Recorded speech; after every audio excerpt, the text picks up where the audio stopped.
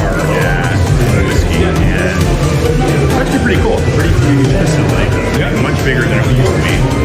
And I think it's we're trying to get in here and do a show, and it's been tough. Yeah, no, this is this is the grand opening. Yeah, no, yeah. So we're just, we were the fourth people in. We are the fourth people in. We were the sixth. Someone cut in front of us. Someone did cut. But it's good. It's good. Members of the bourbon community, we did not. We didn't stop. We didn't talk. But the bourbon was and you know what? We have a very fun job today. That's what we'll get a little drunk today as we check out New Cleveland whiskey. This is right down. And what would you call it? You're the Cleveland guy. What do you call this area? This is like. This is. We're on the west side of the flats, and this is definitely the industrial area. It's really near. It's just near downtown. So Blue Dog is very far from here. Yeah. So, you're right in the heart of it. As we were talking about, there's a lot of undeveloped areas. So this is going to be. It looks sketchy when you drive up. Like I can imagine, like in the evening, but you're surrounded by downtown. In fact, we were listening. The Guardians were playing at 1 o'clock. We heard them for the national anthem going on, and we're that close to Progressive Field. So we almost threw out the first pitch. we did almost throw out the first pitch. We're going to continue to meander around here, and what we do best is drink bourbon. So far we've tried the Magic Rabbit. Like what he said, liquid butter. If you like peanut butter and chocolate, it's a winner. You know what? It's an end of the night train for sure. You know what it reminds me of? A little bit like screwball. Yes, But I would say not as sweet. Screwball like very sweet. I like it very sweet. Yeah. So that was, what was that again, Joe? That was Magic Rabbit. Magic Rabbit, and then we also did Bridge in Maine. Yes, and that's the underground without cherry. And it was very Pretty clean. Yeah, Pretty clean. solid whiskey. All right, so we're going to continue to meander around, and we'll be right back. So what do we have here? So the one I'm pouring here on your right is our Wheat Penny Bourbon finished in a ice wine cask. It's 117.3 proof, just a heads up. The one on your left is the special release for today. That's our Black Cherry Wood Bourbon that's finished in a cider cask, and that one's 97 proof. So it's only available to Yeah, it's only ever going to be available here. Got it. But yeah, hopefully we sell out of it. We won't sell of it today, but at the 26th, the next What's one the price sell out. point on these two? This one should be on there, actually. This one I think is 50. This one's 65. What proof is that? 117.3. It depends, your experience level, right? That's why I like to warn everybody. Yeah, that's a great bourbon.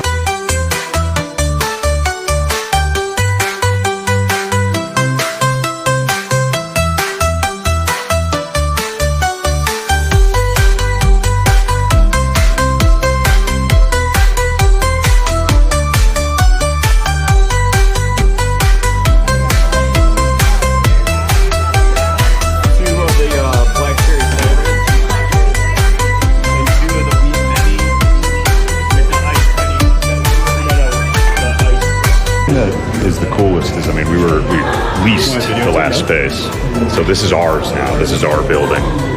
It's a lot of pride coming to work every day now. So you guys have a vision. We saw you guys are going to build this out beyond what it is. So what are some of the components of what you guys are going to build out?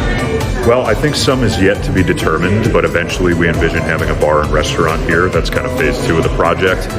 As you guys look outside, there's still a lot of work to do in this building. The building's 100 years old. Everything in here is brand new, miles of electric. What was this before? Well, it started as a consolidated fruit auction company. I don't know if you saw the boards over there telling the story, but yeah, upstairs there was a big auction stage and people would bid on the fruit. Over on the walls here, if you take a look, there's a bunch of bricked in loading docks. So there's a railroad track that ran across this side of the building. They would drop off carts of fruit. And then on this side, on the loading docks, and there's pictures on the poster boards over there, people would have their horses and buggies and carts and take away the fruit that they had just bought upstairs. But previous to us, this building was vacant for 15, 20 years, so there was a lot of work to do just before we could get it operational. So what about, let's talk bourbon. You guys have a couple releases, so do you want to talk about the releases? That you Yeah, guys so have? the two special releases we have today, we have our black cherry wood bourbon that we finished in a cider cask. That was from Bent Ladder Cidery and Winery. Yes. And then the one that I really enjoy the most is our wheat penny that we finished in a ice wine barrel for 2 years and 7 months. We only have a few cases left of that. It's 117.3 proof, but I think it's the best thing we ever made. I love wheated bourbon. And I do too. And you know what? I have to admit, like the ones that we were drinking it, and I go, this is a one and done because you could drink this all day and then it'll be killing me off the ground. It was so good. But you know what you guys have to try if you haven't already? It's our Magic Rabbit. Oh, I know that's kind of sacrilege. No, we but- have. We have today. We have today. Delicious. Good. And I believe what they referenced was a Buckeye, liquid Buckeye. Yes. Yep. I mean, a Reese's Cup or a Buckeye, whatever you want to say. Around here, obviously, it's Buckeyes all day. Around the rest of the country and the world, it's Reese's Cups. But it is so. We were talking. We referenced Screwball because I think that there are other brands out there that have tried to hit this market. That is a great. It's not as sweet. It's not. It's probably that's why I like it. 33% less sweet than a Screwball. It's not as viscous and syrupy. Exactly. It's all Yes, natural, yes. real milk chocolate. And you can mix that in with so many drinks. Yep. I mean, it's Make got an a lot espresso of martini. applications. Yeah. My dad actually mixes it with tequila, which I have yet to try, but he swears it's good. Which tequila? I couldn't tell you. You'd have to ask him. Can you really go wrong? Really? I've had some bad ones. So do you have any special releases coming up? Things that you guys are in the So this wall of barrels right here are all future special releases. You'll notice some of those are wine barrels. We've got rum barrels as well, but these are all future special releases. So it's like mystery. We don't like. Are you? It's not a mystery. I can tell you a few things we have over there. So we do a project, an ongoing project with Akron Honey, where they take some of our wood and they make a bourbon barrel honey, and then they give us honey to put in some of these barrels. We usually mix it with our Black Reserve bourbon, and then it comes out amazing. It's very cool. We've done some collaborations with Avon Brewing Company in the past with their beers, and then we'll put something in to do a beer barrel finish. The rest of them we'll probably keep a secret, but those are That's definitely all right. coming. So one of our interviews a couple years ago, we had Boom Boom Mancini. Yes. And Boom Boom Mancini. We make his stuff too. Exactly. He's got the maple bourbon. So Yes. talk about that from your perspective. That was it. First of all, he's Very a cool. fantastic, fantastic story. But We like, talked for 4 hours. I'm sure. And loved every minute of it. Exactly. So the product that we make for him now, it's called Boom Boom Reserve. Yes. It's a cask strength. I think it's 115, 116 proof that we finished in a maple syrup barrel. Yep. Came out really nicely. It's actually won a double gold medal at the San Francisco Spirits Competition twice now. I don't think they entered it 2 years in a row, but the 2 years they entered it, it won. That's right. So we're really proud of the juice in that bottle, and I know they're proud of it too. And I can say this, like of the two, like that's the one to get. The other one was probably a little light, and so I think from a pure like drinking something, you know you're drinking bourbon, but it had that extra special sweetness to it that you don't normally get in a bourbon. Yeah. I thought it was really a great offering that both of us love. Yeah, and we've done a few maple syrup special barrels of our own here in the past. I'm sure we'll do that again as well. That's where we got the idea and said, hey, why don't you do something like that when we were talking with Ray and his team. So tell everyone how to get to Cleveland Whiskey. What's the address down here at Cleveland Whiskey? Well, so right now it's a little hard to get here because of all the construction going on around the And corner. Guardians continue to win. So. Yeah, exactly. Let's hope. So the address is 601 Stones Levee. We're in the flat south, which for those of you that might not be familiar is about to be completely changed and renovated. We are right around the corner, and speaking of the Guardians, you could literally throw a baseball and hit Dan Gilbert's Bedrock project, which is a $4 billion project right next door to us. That's where the Cavaliers Cavs new practice facility in conjunction. Yeah, I forget what they call the project, but there's supposed to be condo buildings, park space, bridges connecting the flat south up to the stadiums. It's not gonna look the same anymore. No, not at all. I mean, they just repaved the road out here. We never know what it's going to look like every morning we come in because they're tearing things up over here all the time. But it's going to be awesome. Awesome. Yeah. I'm excited for Cleveland. And then what days are you guys open? Right now, we're still not. So obviously, this is a special event. I just realized you guys pulled me away from my tasting table. Oh my I gosh. know what manning it. Your dad's gonna be looking over. That's all right. I pre-poured a bunch of samples. In November, we will start having regular open store hours. We'll be offering public tours that people can sign up for. Not positive the days, times yet. That's to be determined. But in addition to the 2 events we're doing today, on the 26th, we're also doing this open house again, 2 more sessions. So you can check us out on clevelandwhiskey.com. Sign up for those events. I think there are still tickets left for that date. And we'll be making announcements about other openings shortly. Thank you so much. Great to meet you guys. Appreciate it. Thank you. Thanks for coming today. Absolutely. All right. I mean, how did you? Where did it come from? And because clearly it's everywhere now, and we know it. We knew it originally from Cleveland, the Christmas whiskey. Oh, yeah. Hey, we give to family and friends. By the way, we love the label. Yeah, I mean, yeah. it's fantastic. Good. But inside, it's such a great. This is where you get into. So many people worry about like, what do I give someone? It's a great bottle of whiskey, and it's super. Yeah, good. Yeah, so, where did it come from? So we shipped our first bottles in March of 2013. Before that, we had an experimental distillery, a couple things. I mean, I learned distilling, 50 plus years ago in the Navy, making bootleg spirits on an old destroyer. Best way to do it. By the way, I love this. Yeah, so it was really pretty cool. I had learned to make. I went to school for making making freshwater out of saltwater. So distillation, all the same practices and everything else. And then I got stationed on this old destroyer. It was about to be decommissioned. No officers were really there. And the first day I got there, this chief petty officer says, "Kid." Obviously a long time ago. Kid, you're going to be my apprentice. And so I follow him and go through the spaces. We open up a hatch, and down there he's got a jury rig still. And what do you need to make spirits? Well, you need a sugar source to ferment. So he had tanks full of sort of the what they call the bug juice, the Kool-Aid that they served in the galley, and lots of extra bags of sugar and everything else. Then you need a heating source to separate the alcohol from the water. And we had steam lines running throughout the ship, so he drilled a hole in one of them. Tapped into that, we had heat. And then you need a cooling source to condense that vapor back into liquid. So there's seawater lines that go throughout the ship as well for firefighting, for cooling spaces, cooling equipment. The experiences that said this is pretty cool, but this specifically was, and the technology that goes with it, was because I read an article about the growing middle class in China, and the author talked about people buying affordable luxuries. And as I thought about that, I figured, it's not really just affordable luxuries, it's conspicuous affordable luxuries, things they can share with their friends and show off just a little bit. So I did a little more research, and it looked like as the middle class grew in China, but also in South America and Africa, around the world, consumption of bourbon and scotch went up the same round. And from what I knew at the time about whiskey, it's like you can't crank up production like cornflakes and computer parts, and I felt there was going to be this tsunami of demand throughout the world. And there has been. And I thought, look, everybody does it the same way. That's all well and good. I respect that tradition, but there's got to be a way to produce a good quality product using some of the science and technology that we have today. And I just sort of experimented in my basement. I blew up close to 1,000 mason jars.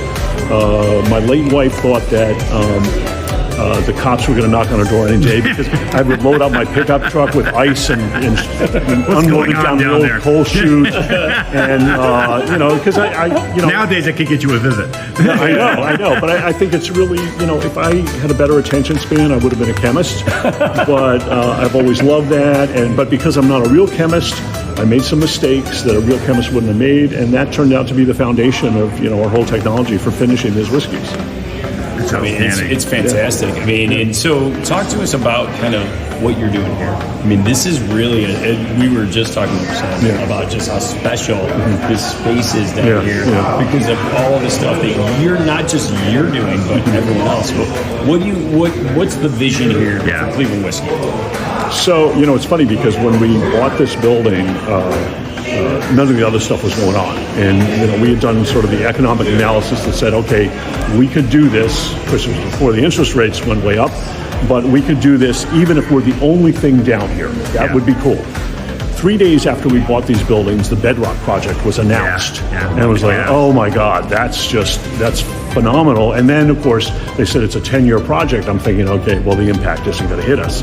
But then they started it right there next to us. They're literally our neighbor. Yeah. And you can see all the construction going on around here. So there's going to be a lot more recreational boating, a lot more people down in this area. The access from here, walking up to to the stadiums and the fields and everything else up there is going to be phenomenal. And Irish Bend. Oh yeah, all of that being done. This is going to be great. And this was just an old, empty, dilapidated building that nobody been in for 15 or 20 years, and it showed it. All the wiring been tripped out, all the plumbing was stripped out, the roof had holes in it, there was, we had to do mold remediation, all sorts of cleanup and replacement. And people jokingly say, well, it would have been better to, it would have been cheaper to take it down and build something new, and that's probably true. But then you lose a beautiful building. Yeah. And this is the history. This was an innovative building when they built it. Over 400 feet long, only 45 feet wide. You had railroad tracks on the other side with ice cars from California bringing in fruit. And the length of it allowed them to unload the trains faster than anywhere else. So they unload them on one side, and the carts, or actually horses and wagons at that time, were all lined up on the other side of the building and just moved 45 feet to those trucks. You have an auction house upstairs, so it was moving fruit very quickly through here. So it's got a great history in and of itself. And I like the fact that we're now, it's not fruit, but it's grain. So we're sort of doing, keeping the along tradition. the same lines. I'm going to go on, you're doing something way cooler. that resonates with me. Yeah. If we were doing fruit, it would be brandy. But if you're doing so fruit, we might. we would not be here right now. Yeah. So it's getting back to one thing you said, and I remember as we've interviewed people, and we've been around the country and done interviews, and we bring you up all the time because you were the first, at least for us, I think, that I call it hyper distilling process. Like you just talked about, these you can speed it up without sacrificing quality. And I tell people, I said it was the first one at least that I had heard of in the area. And you were winning awards. Oh yeah, which is phenomenal. We interviewed one of our favorite interviews was Boom Boom Mancini, and we jokingly said we talked to him for 4 hours. We got to talk. We honestly were there in a good way. 6 hours. We had to kept listening because it was we were there like 6 hours. For sure. Yep. But he just speaks so highly of your partnership and your willingness to partner, and again, a quality bourbon that has won awards. I mean, so you have a track record. You really do. It's not like you're just we're doing still something. considered, heretics in the industry to some extent. Yeah, but you know a what? little bit less than when we started. Yes. I think the big change for us has been over the years, we've really focused on finishing young spirits with other woods. So it makes sense for us to start with a very young spirit because I don't want the oak to dominate the flavor. It's going to be part of the flavor, but I don't want it to dominate it. So if I take a very young spirit and then finish it with apple wood, I can get the apple coming through far better than if you just put, some people put apple staves in barrels. It doesn't really work because oak is such an assertive, strong flavor. But by using young spirits, so we're not focusing on acceleration or speed. The real focus now is what other things can we do totally naturally, and we're just we're always experimenting with other woods. Every time there's a storm, we take our chainsaw and pickup truck and go around the local orchards and see what we can get. And bourbon is a good currency, so it just works. So and we have fun doing it because we were always experimenting. And so, as far as like bourbon selections that your customer base can be looking forward to, anything coming up that you want to tell everyone about that you got in the works? Well, so there's always something going on, and I'm trying to think of the ones that we do. There's some that we do routinely and we'll do over again. Honey barrel, maple syrup barrels, all those sort of secondary finishes. Are any of them coming up where they're going to be available? Yeah, so one of the beauties of moving into this larger facility is we'll have better access to people coming in. So we'll set up hours, we'll have visiting hours, which means I can make more small batch, not have to worry about getting them out on shelves, and just know that they'll sell here because we'll be able to sample, people will try it. And when we do these, we don't have to do 4 barrels of something because I know I've got to get it out into distribution. I can do 1 barrel or half a barrel or a quarter barrel, something small, Test it but out and experiment. see, Yeah. So if I want to do something with pistachio wood, I can do that and not worry that, well, if it didn't turn out that good, I'm stuck with a whole lot of pistachio finished product. We made some things with coffee in the past that were really great, and we haven't done them again.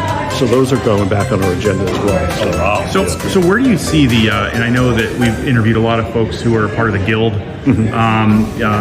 Lake Erie Distillery. Obviously, we've been out there, and they're involved. Where do you see how do you see the guild growing? Where do you see the state of affairs as it relates to spirits, Ohio-made spirits, going forward?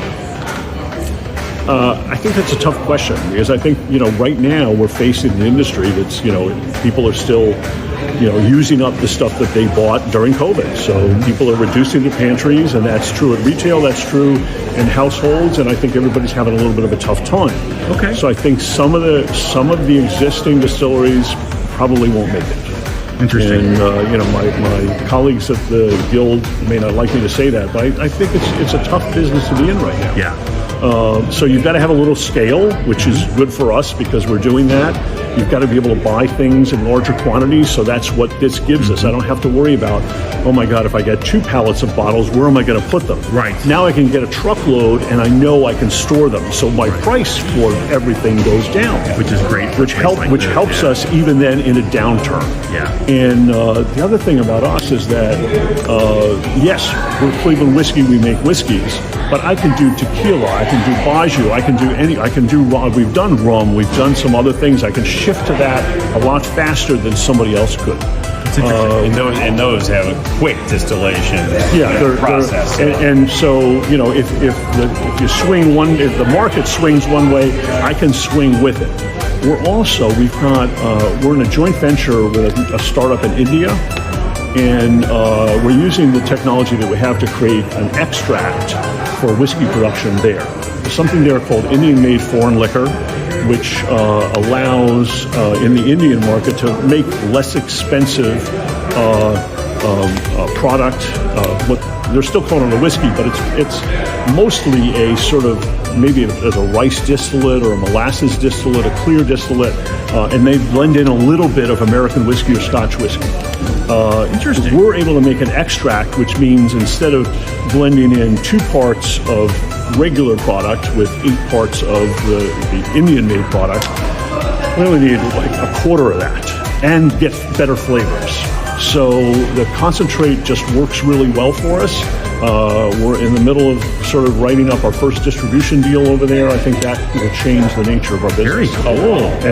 And even, behind us, you see we've got a set of 4 of these reactors ready to run. I'm putting in 2 more, and then I'm putting a whole other set of 6 out here as well, just to cover that business. Well, if you're ever looking for any European ambassadors that you want to sponsor to travel to Europe and spread the word about Cleveland whiskey, you just give us a call. Exactly. So here's Jojo would love to be your ambassador. We actually I will say, we were in Europe, and it was funny that bourbon is becoming something. Yes. But they know you're American the minute you order it. Yeah. I was in Italy, they go, American. I go, yeah. And the opportunity is huge because there aren't many bottles back there. Yeah. Well, here's the interesting thing, though, because in Europe, at least in the EU, the requirement to call something whiskey, it has to be aged for 3 years in a barrel. So we were selling product over there, and we got a knock on the door virtually from the Scotch Whisky Association saying you can't sell here. And they threatened a lawsuit for us, our distributor, whatever. So I went back and I said, okay, it's a bourbon. It classifies as bourbon. We've got all the letters supporting it from our regulatory authorities here in the States. So I stripped the word whiskey from everything, even our name.